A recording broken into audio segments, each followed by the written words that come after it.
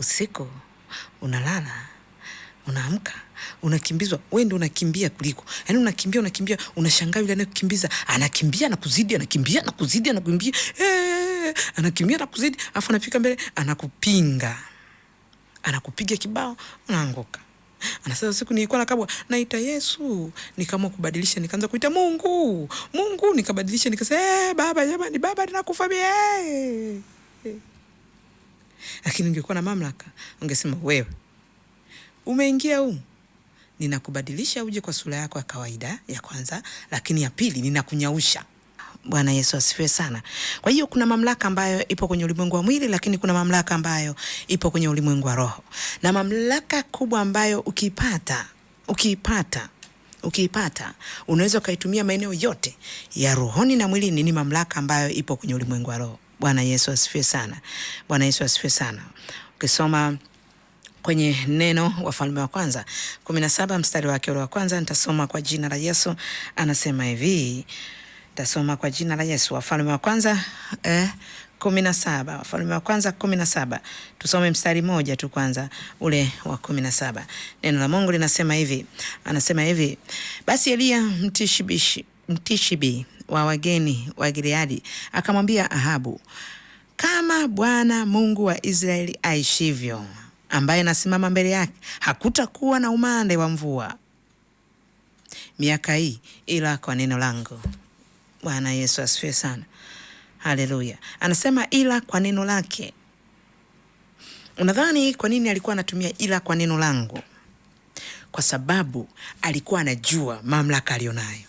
Na alikuwa anaongea na nani hapa? Alikuwa anaongea na Ahabu, mfalme wa Israeli. Bwana Yesu asifiwe sana. Anaongea na mfalme, alikuwa anaongea na mtu wa kawaida, alikuwa anaongea na mlinzi, alikuwa anaongea na mfalme. Mamlaka mbili. Mamlaka ya rohoni inaongea na mamlaka ya mtu wa juu. Bwana Yesu asifiwe sana.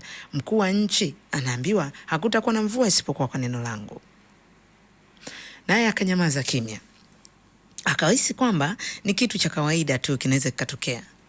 Na alipoondoka Elia, ni kweli ndani ya miaka 3 haikuonekana mvua. Mpaka siku hiyo kisoma kwenye Wafalme wa Kwanza sura ya 18, kuanzia mstari wa kwanza tu. Elia anaonekana Samaria. Ahabu alikimbia kama mtoto. Anaambia watu, nendeni mkamuite, huyo ni Elia. Anakutana naye, anasema mtaabishaji wa Israel. Elia anamwambia, si mimi, ni wewe mwenyewe unawataabisha watu wako. Bwana Yesu asifiwe sana. Anaendelea, anamsubiria. Elia anarudi tena, ndio mleta mvua. Mfukuza mvua kafukuza mwenyewe. Anarudi tena, analeta mvua mwenyewe. Kwa nini? Kwa sababu alikuwa na mamlaka. Na mamlaka yake alikuwa anatawala rohoni na anatawala mwilini pia. Haleluya. Bwana Yesu asifiwe sana. Haleluya. Alikuwa na uwezo wa kutawala rohoni na ana uwezo wa kutawala mwilini pia. Kitu kimekuwa kikubwa sana. Kasome Joshua sura ya 10 mstari wa 12 na 13. Anaongea na kitu ambacho hakijawahi kunyamazishwa. Hakiongeagi. Maana utasema mvua, utasema atagailo kuna babu anasimamishaga mvua. Asante. Bwana Yesu asifiwe sana. Hata sijui wapi, lakini jua ushawahi kulisimamisha. Joshua anamwambia, jua leo utasimama pale mpaka nimalize kazi yangu. Na jua likanyamaza. Unafikiri alitumia nguvu ya mwilini? Unafikiri alitumia Joshua mwana wa Nuni? Hapana, alikuwa rohoni na tayari alikuwa ameshabadilika. Najua hiki kitu kinasemeshwa na kitanyamaza. Na mwezi nao kanyamaza kimya. Mwezi na jua vyote mtasimama. Hakusimamisha jua tu, alisimamisha jua, akalisimamisha na mwezi. Akamwambia wote wawili mtasimama kimya. Bwana Yesu asifiwe sana. Haleluya. Na wakasimama kimya. Kwa nini? Kwa sababu alikuwa na mamlaka.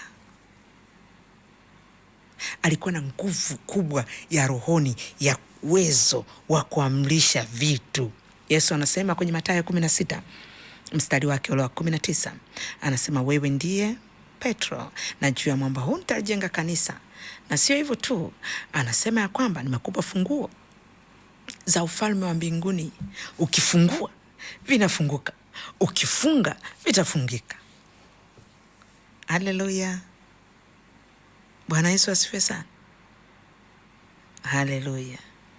Usiku unalala, unaamka, unakimbizwa, wewe ndio unakimbia kuliko. Yaani unakimbia, unashangaa yule anayekukimbiza, anakimbia na kuzidi, anakimbia na kuzidi, anakimbia na kuzidi, afu anafika mbele, anakupinga. Anakupiga kibao, unaanguka. Anasema usiku nilikuwa nakabwa, naita Yesu, nikaamua kubadilisha, nikaanza kuita Mungu, nikabadilisha, nikasema baba, jamani baba, ninakufa mie. Lakini ungekuwa na mamlaka, ungesema wewe umeingia huko, ninakubadilisha uje kwa sura yako ya kawaida ya kwanza, lakini ya pili ninakunyausha. Asubuhi unaambiwa fulani amenyauka. Amenyaukia vipi? Ameamka asubuhi ya kitu umemkuta amekauka. Unasema habari ya mjini imefika. Unajipiga kifua, unasema ndio, kumbe mimi na mamlaka.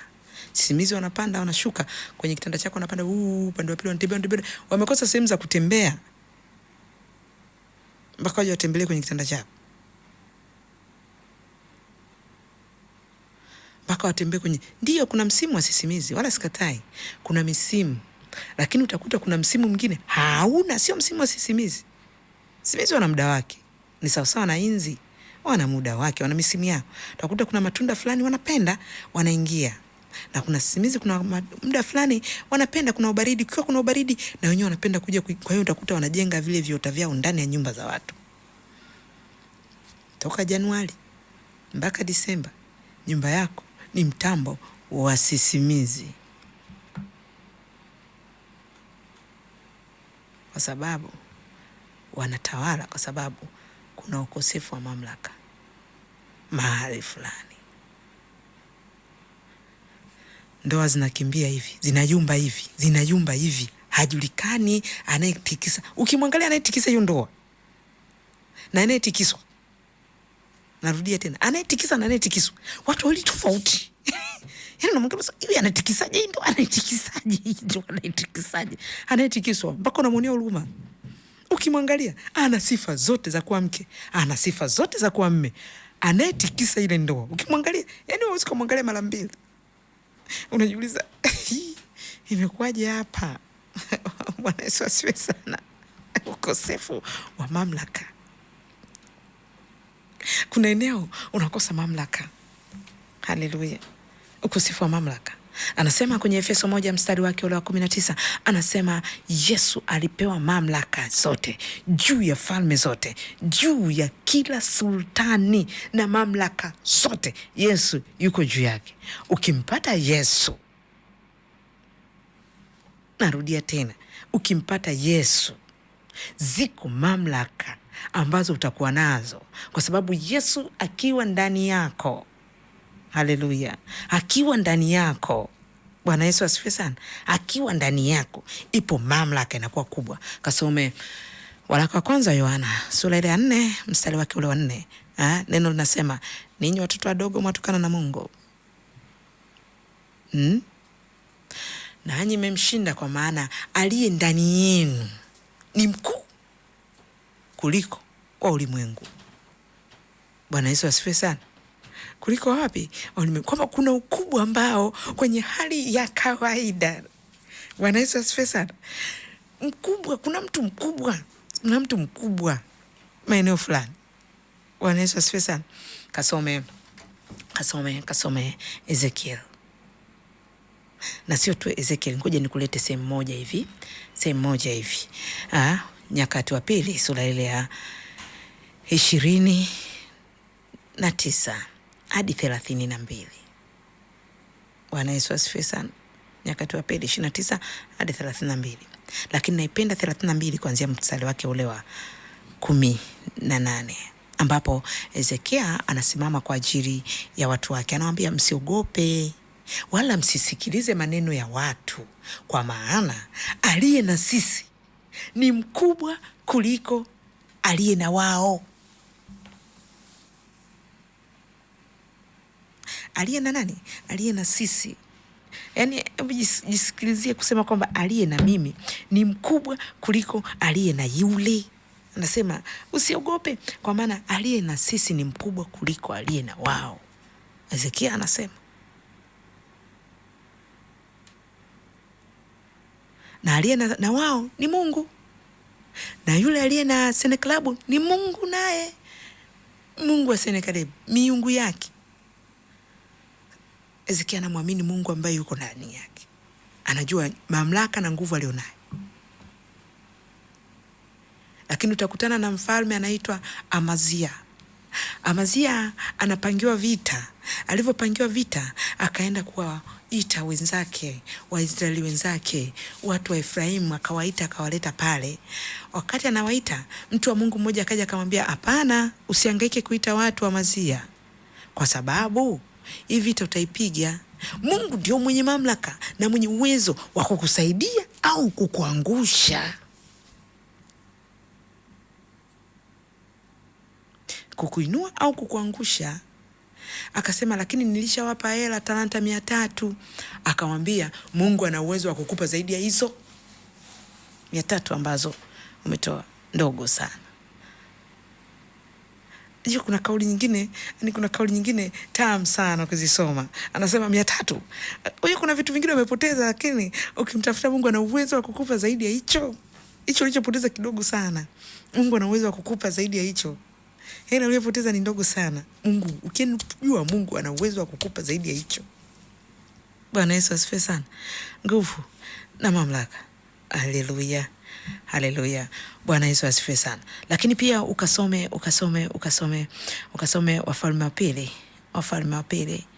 Wafalme wa Pili sura ile ya 2 mstari ule wa 13 mpaka wa 15 kwa habari ya Elisha na nguvu na mamlaka aliyoipata baada tu ya Elia kuondoka. Ukasome pia hiyo Wafalme wa Pili sura ya 2, utasoma mstari wake ule wa 19 hadi wa 21. Maji yamepoa kabisa. Maji yamepoa. Maji hayazai. Mti unaota tu hautoi tunda, ndio maana ya mapooza. Watu wakinywa wengine wanakufa. Nasema inaleta mauti au mapooza. Elisha anasema tu, nipe chumvi. Akachukua chumvi akaweka kwenye maji, akasema kuanzia leo haya maji yamepona. Hakutumia nguvu nyingi. Kuanzia leo haya maji yamepona. Na kutoka siku hiyo maji ni matamu, yanalika, matunda yanaendelea kuwepo na kila kitu, kwa sababu alikuwa na mamlaka. Kuna wakati mwingine upo kwenye nyumba. Nyumba ni nzito, usiku ni nzito, mchana ni nzito, asubuhi ni nzito. Wewe ndio unayokimbia ndani. Unakuta ameenda sehemu, amekaa sehemu. Halali ndani, ikifika usiku yuko tayari kukaa kwa jirani yake mpaka saa 6 au saa 7. Kwake kuna TV, lakini anaenda tu kuangalia kwa jirani. Unaweza kusema huyu mbona ana tabia mbaya? Sio tabia mbaya. Hana uwezo wa kuikontrol nyumba. Kwenye ulimwengu wa roho anapigwa, anatiwa hofu, anakimbia mwenyewe tu. Akiingia ndani anaona kama kuna kisa. Akilala na taa anaona bado kama anaonekana. Akizima taa anaona ndo kabisa jinu hilo limefika karibu yangu. Anaona bora akae nje, bora akae na watu. Watu wakienda kulala anatamani kuambia njoo tuongee kidogo. Basi tuingie kwenye maombi. Maombi yenyewe aombi maskini. Kumbe ni hofu tu. Nakwambia vile. Kuna maeneo mengine sasa, ukisha kuwa kwenye hali kama hiyo, ni lazima utafute mtu mwenye mamlaka ya kuitoboa, ya kubomoa, ya kuharibu, kama Yeremia 1 mstari wa 10. Sasa nimekupa mamlaka. Kuna watu ambao wana hizo mamlaka za kuharibu, uharibifu. Wanazo. Mimi mwenyewe ninayo mamlaka, alafu unalala macho. Subiri nikwambie, kuna siku moja tulikuwa tumekaa, kuna mtu mmoja alikuwa na plani ya kuuza nyumba. Sasa nilikuwa na Pastor Nidi tukawa tunaongea kuhusu. Na mimi kwa nini hiyo nyumba haiuziki? Mimi nilikuwa sijawahi kuikanyaga.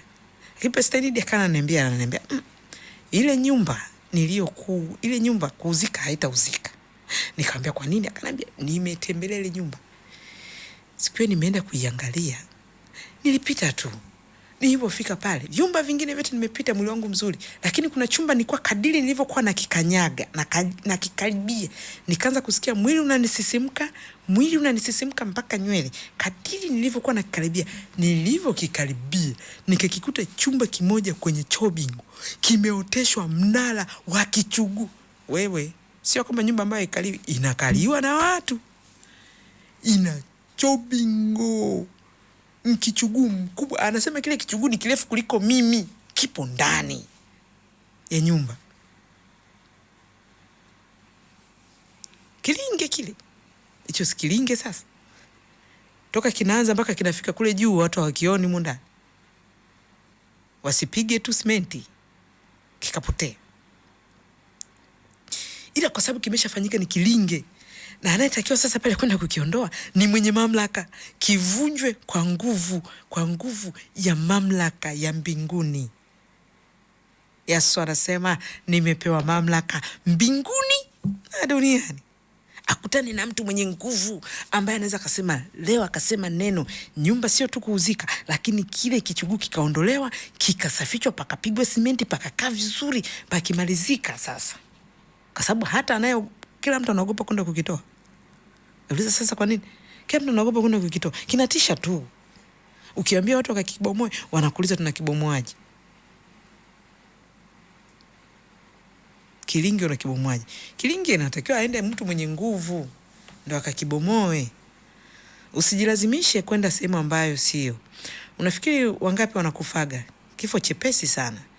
Ni kiwanja tu. Asubuhi ameamka hayupo. Kiwanja amekiongelea jana, amekingangania jana, mpaka ameungangania jana. Mimi na shuhuda ya dada mmoja alikuwa chizi.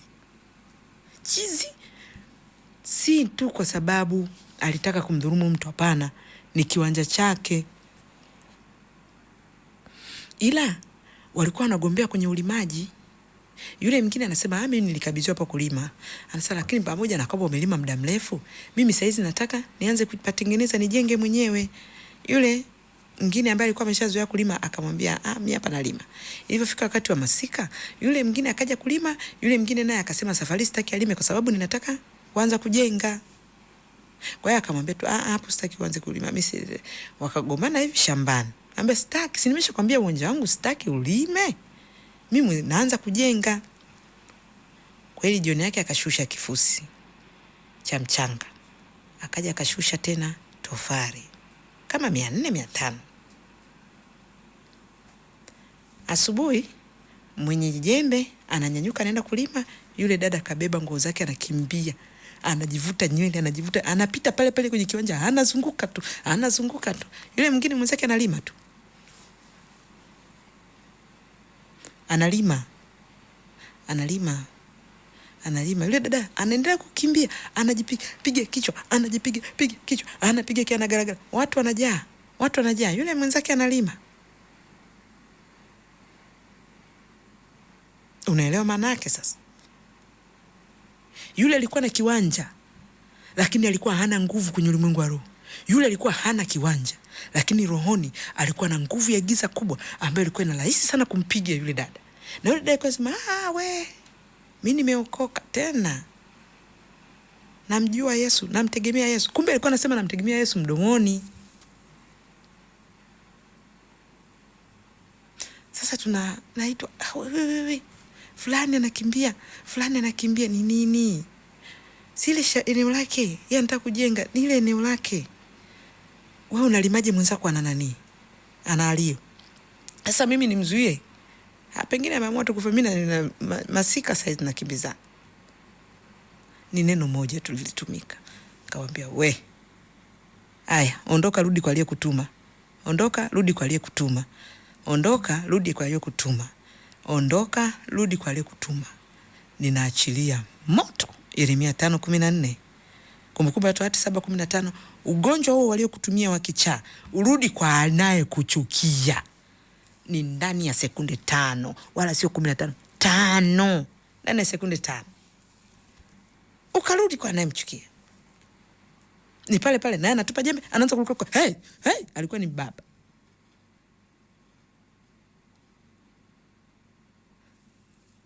Si kila kitu una nguvu nacho. Unaweza kuwa una nguvu unasema mimi naomba, mimi naweza. Mimi naomba, mimi naweza. Hapana. Sasa hiyo laana sio na sababu haimpati mtu. Hapana. Kuna mtu mwingine amepewa mamlaka ya kubariki. Kuna mtu mwingine amepewa mamlaka ya kubariki. Kuna mtu mwingine amepewa mamlaka ya kulaani. Ukasome Mwanzo 27. Mwanzo 27. Soma mstari wake ule wa 28 hadi 29.